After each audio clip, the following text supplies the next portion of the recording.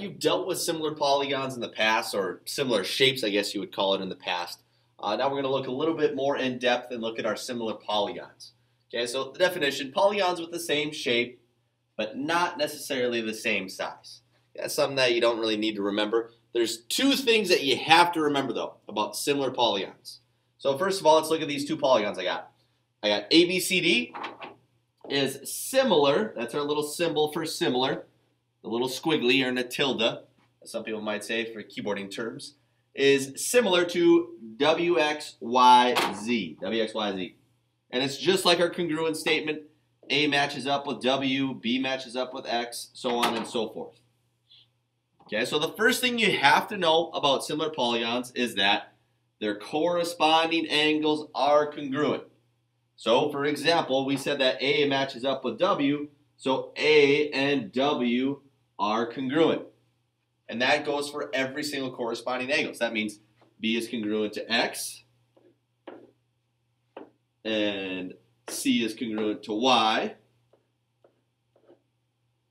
and finally D is congruent to Z. And I use my little markings to show congruence. Kind of sloppy, but there you go. So that's the first thing you need to know. Similar polygons, kind of like congruent polygons, angles are congruent. The only difference between similar and congruent is that their side lengths are different, right? Okay, congruent, they have the exact same side lengths. With the side lengths for similar polygons, we say that corresponding sides are proportional. So corresponding sides are proportional. That just means I can set up a proportion using my side lengths, but I have to have them correspond. So for example, I'm just going to do one here. So that means I could say AB corresponds to WX. So AB corresponds to WX. So I could set that up as a ratio. Well, I could set that equal to any other ratio of sides on my polygon because side lengths are proportional. Well, since I put AB on top here, let's say I wanted to deal with DC and ZY. I have to put DC on top because I have AB on top on this other one, right? They have to match up. We should know our proportional reasoning by now. And DC corresponds with ZY, so I put the side length of ZY down there. So those would be equal. Side lengths would be proportional. So I could set up proportions. So let's go ahead and let's list our things that we know about these similar triangles here. So if ABC is similar to triangle RST, list all pairs of congruent angles and write a proportion that relates to the corresponding sides. Okay, so let's look. Angle A is congruent to which one? Well, don't look at the pictures. Look back at your statement. Angle A is congruent to angle R. That's all I got to do. So angle A is congruent to angle R, because the pictures might try to trick you a little bit. And then B is congruent to S. And finally, C is congruent to T. And I'll mark those here. Okay. So there's my all my pairs of congruent angles. So now let's go ahead and let's write proportion that relates to the corresponding sides. And let's do it all in one big proportion. So basically, I could say AB, that matches up with what? Well, go back and look at your statement. So AB matches up with RS. So I can put AB over RS. And that equals, well, what else we got? We got BC matches up with ST. So BC matches up with ST. Matches up with ST. Notice how I have the big triangle on top. All right, I got the big triangle on top, the small on bottom. Gotta be consistent. And lastly, I got AC or CA, however you want to call it, is equal to TR or RT. Doesn't really matter. So the side lengths, the ratios of the side lengths are proportional. So angles are congruent, sides are proportional for similar. That's all you got to know. So scale factor, this is something that we touched on briefly probably a year or two ago, but now we really got to get an understanding for it. So a scale factor means the ratio of the lengths of the corresponding sides of two similar polygons. And I always think of it as how many times bigger the side lengths are. That's really all it is. So to figure out how many times something bigger is, we just divide, right? If I said how many times bigger is 10 than 2, well, it's 5 times bigger, right? 10 divided by 2. So I got to think of this way. So if I found the scale factor from the big one to the small one, from big to small, all I do is I do the ratio of a side length. So I can pick any corresponding sides. And if I look, I'll do the biggest sides. So 12 and 4 correspond.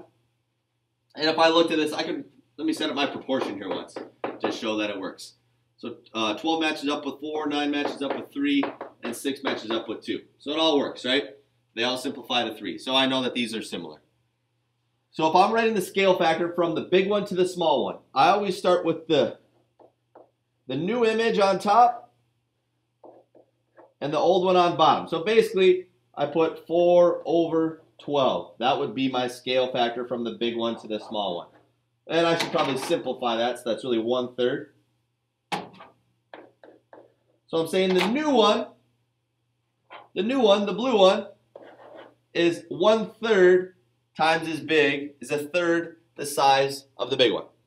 See? So from big to small. If I did it the other way, okay, if I went the scale factor from small to big, the big is my new one, so I put that on top. So I could pick any, let me pick different sides now. Let's pick 9 and 3, they match up, right? So I can get 9 over 3, which simplifies to 3, so the scale factor is 3. So that means the big one is 3 times as big as the small one. So these are both the scale factors, it just depends which way you're saying. From big to small, it's 1/3. From small to big, it's 3 times as big. So you just got to pay attention to what it's asking for, but either one is fine for the scale factor. So find the values of each variable if JLM is similar to QST. So remember, angles are congruent, sides are proportional. Well, I don't know anything about angles, so I have side lengths, so I know I'm going to set up proportions here, because sides are proportional. Well, let's see what matches up. Remember, look back at your statement. JL matches up with QS. So let's take a look. JL matches up with QS. So I could say 3y minus 2. I can't say it equals 5 because they're not congruent. They're similar. So remember, sides are proportional. So these match up, so I can set up a ratio. Well, can I set that equal to anything? Let's take a look here. Let's set it equal to, I don't want to bring this one into play yet because I don't want to bring that 6x minus 3 into play. Otherwise, I'm going to have 2 variables. So let's use this 4. That JM. JM matches up with QT if I look back at my statement. So JM matches up with QT, so I can set 4 over 2. And you notice how I had the 3y minus 2 and the 4 on top? Because that's the big triangle. This one's the small triangle. They got to be consistent. Remember, use your proportional reasoning. And now it's just our cross product. So I can take 3y minus 2 times 2. Remember, you have to distribute. Don't forget to do that. And set it equal to 5 times 4. And we distribute. So I got 6y minus 4 equals 20.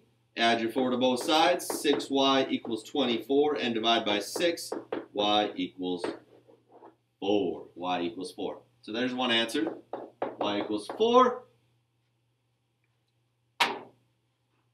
And then I got to do the same thing to solve for 6x minus 3. So I might as well, I'm just going to change this first part here. And I'm going to use 6x minus 3.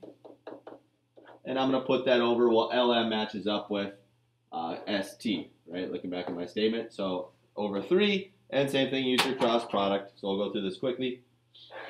So 2 times 6x minus 3 is 12x.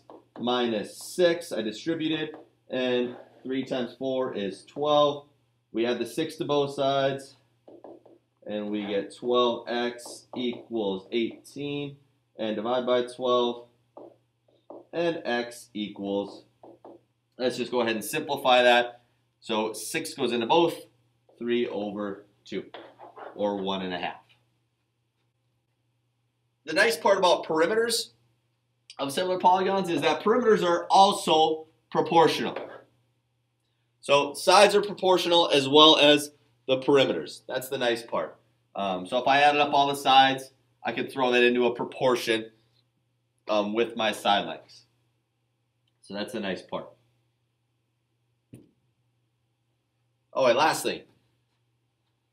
If ABCDE is similar to RSTUV, find the scale factor of those figures and the perimeter of each polygon. Okay, so let's take a look. Well, let's put in some information that we know. I know that ED is 4.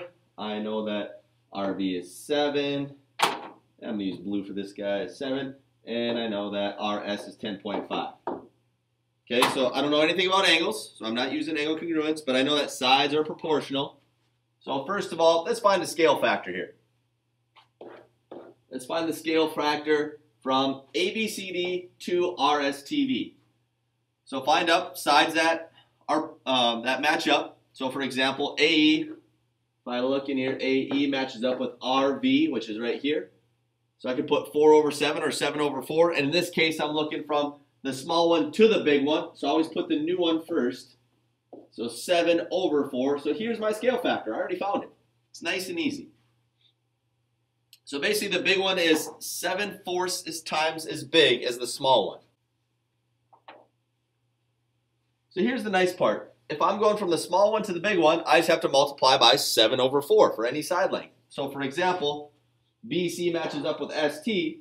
So if BC is 6, all I have to do is multiply that by 7/4, and that should give me what ST is.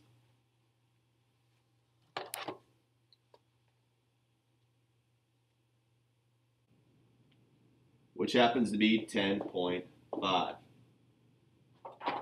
And if I went the opposite way, well, this should make it easy. All these 10.5, see how these all are 10.5? So we should know that these are going to be 6, right? But if I wanted to check to go from the big one to the small one, it's just the opposite. I divide by 7 over 4. So for example, if I wanted to go from here to here, I would just divide by 7/4. Or really, I can multiply by 4 over 7, right? Multiplying by the reciprocal is the same thing. And if I just did it on my calculator just to be safe, there you go. I got 6. Okay? Well, it says find the perimeter of each polygon.